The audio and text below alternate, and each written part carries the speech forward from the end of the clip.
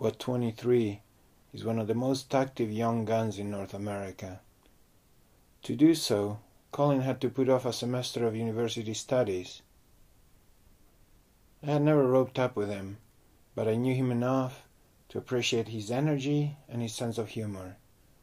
Within 4 days of hooking up, a long good weather window showed up in our computer screens, and 2 days later we were hiking up the glacier. On January 21st, Colin and I reached the Stanhart Col. It is very windy, and there's a lot of clouds overhead. That first day we fight the cold and the wind, putting up one of the best efforts I ever recall being part of. We had decided to get a jump start on the weather, to have an extra day on Cerro Torre in case it was needed.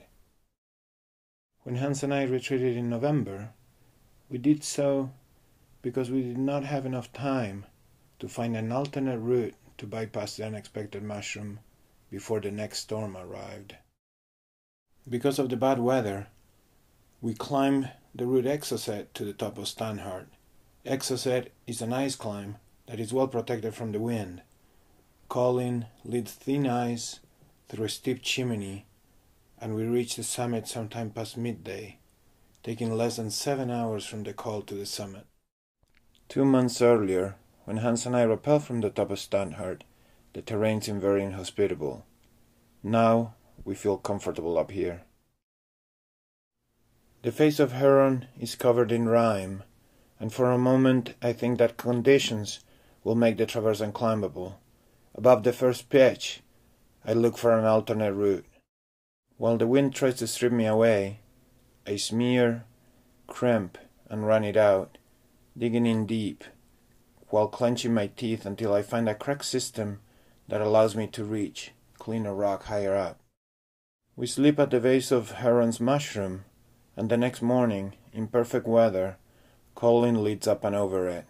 On Torre we also find much more rime and snow than I expected, but we reach the mushroom fairly fast, and in no time we're at the top.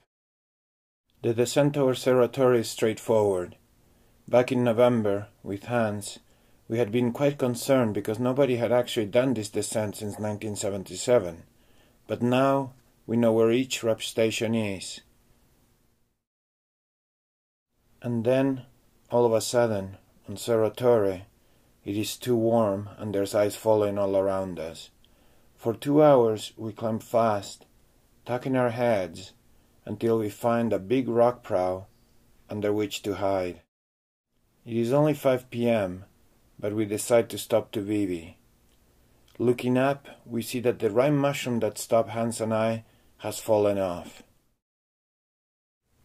In the morning we charge up ahead, up El Arca, leading pitches that I have already climbed. In many places the cracks are choked with ice, and that slows us down. When we turn onto the north face, the first few pitches are quite clean, but the last one is covered with rime. I spent almost 2 hours climbing it, and it is not until 5 p.m. that we pull up onto the last belay on the top of the north face of Cerro Torre. From here, Colin leads through natural rime tunnels to reach the base of the last pitch, which is notorious for having turned many climbers around. The climbing is laborious and insecure, vertical trench digging through unconsolidated rime. Both Colin and I have led this pitch before, but this time we find it as smooth as a pool table, devoid of any weaknesses. It is 7 p.m. by the time that Colin starts up his lead. The evening sunshine makes the rime shine like gold, but it also warms it up into a spongy, humid mess. For close to 2 hours, Colin digs and digs, borrowing a 40-foot half-pipe before he decides to retreat. The last time that I climbed this pitch, I promised I would never lead it again, so I don't offer this time. It is Colin's lead block, I rationalize. Here, 50 meters from the summit of Cerro Torre, we decide to bivvy. We carve a small ledge out of rime, and we spend over an hour melting water and cooking. It is one of the most fantastic settings either of us has ever bivvied at. We were 50 meters from the top of Torre, with enormous southern ice cap at our feet, and mountains and glaciers as far as the eye can see. The night is long, and not without worry. The prospect of climbing ramp for breakfast is not very appealing. I lay awake most of the night, revisiting the 24 years of climbing that have brought me to this point.